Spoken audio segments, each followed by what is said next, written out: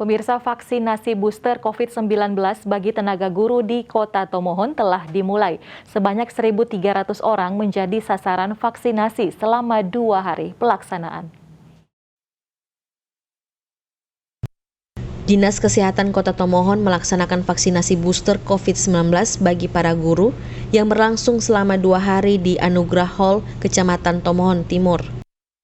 Kepala Bidang Kesehatan Masyarakat dan Promosi Kesehatan Dinkes Kota Tomohon, Ruli Tumanduk menuturkan jika yang menjadi sasaran vaksinasi booster mulai dari guru-guru TK hingga SMP, serta jumlah SKPD. Sasaran selama 2 hari ditargetkan mencapai 1.300 orang. Untuk pelaksanaan vaksinasi booster yang dilaksanakan oleh Dinas Kesehatan di hari ini, memang dijadwalkan untuk 2 hari di tempat ini di Anugrah Hall. Yang menjadi sasaran untuk vaksinasi booster dijadwalkan untuk guru-guru SD, SMP, dan juga ada guru-guru TK, serta juga beberapa perangkat daerah yang sudah boleh dijadwalkan hari ini dan juga ada yang besok. Target untuk hari ini dan besok itu kurang lebih 1.300 untuk guru-guru. Kemudian juga ada beberapa perangkat daerah yang sudah kita mulai dari kemarin hari.